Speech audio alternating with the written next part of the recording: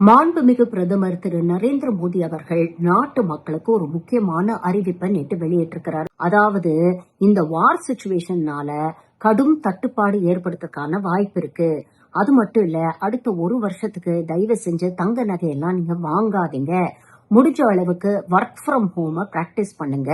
வெளியில போகணும் அப்படின்னு நினைச்சீங்கன்னா கூட பப்ளிக் டிரான்ஸ்போர்ட்டை பயன்படுத்துங்க. தேவையில்லாம பெட்ரோல் டீசலை வீணடிக்காதீங்க. அதே மாதிரி வீட்டுல குக்கிங் ஆயில் இல்ல குக்கிங் கேஸ் யூஸ் பண்றவங்களும் அதை பார்த்து அளவா யூஸ் பண்ணுங்க அப்படின்னு சொல்லியிருக்கிறாரு. நல்ல ஒரு யோசனை தான். இத அவசியம் நாட்டில் இருக்கக்கூடிய எல்லா மக்களும் பின்பற்றணும். ஆனா பிரதமர் நரேந்திர மோடி கிட்ட 2-3 முக்கியமான கேள்விகளை நம்ம கேட்க வேண்டியிருக்கு.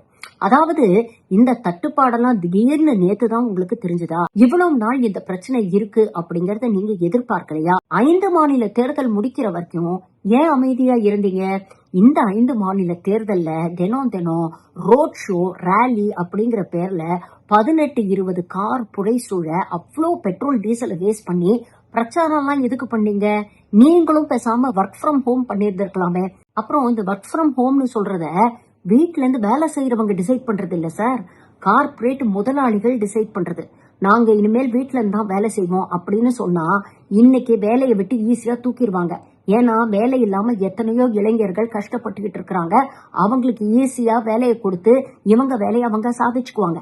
அதனால ஒர்க் ஃப்ரம் ஹோம்னு நாட்டு மக்களுக்கு சொல்றதுக்கு பதிலா உங்க கார்பரேட் நண்பர்கள் கிட்ட முடிஞ்ச அளவுக்கு ஒர்க் ஃப்ரம் ஹோம நீங்க பயன்படுத்துங்க அப்படின்னு அறிவிக்கலாமே. இல்லனா அரசாங்க தரப்புல இருந்து எமர்ஜென்சி பினான்சியல் சிச்சுவேஷன் வந்திருக்குது, அதனால கட்டாயம் கார்பரேட் கம்பெனிகள் ஒர்க் ஃப்ரம் ஹோமை நடைமுறைப்படுத்தணும் அப்படின்னு நீங்க சொன்னீங்கன்னா ஒர்க் ஃப்ரம் ஹோம் பண்றதுக்கு இங்க இருக்கக்கூடிய எல்லாரும் ரெடி தாங்க. இதெல்லாம் யோசிக்காம சும்மா போற போக்குல நாட்டு மக்களுக்கு மட்டும் அட்வைஸ் பண்றது எந்த விதத்துல நியாயம்? முதல்ல அட்வைஸ் பண்றதுக்கு முன்னால அந்த அட்வைஸ நாம பின்பற்றோமா அப்படிங்கறது யோசிச்சு பார்க்கணும்.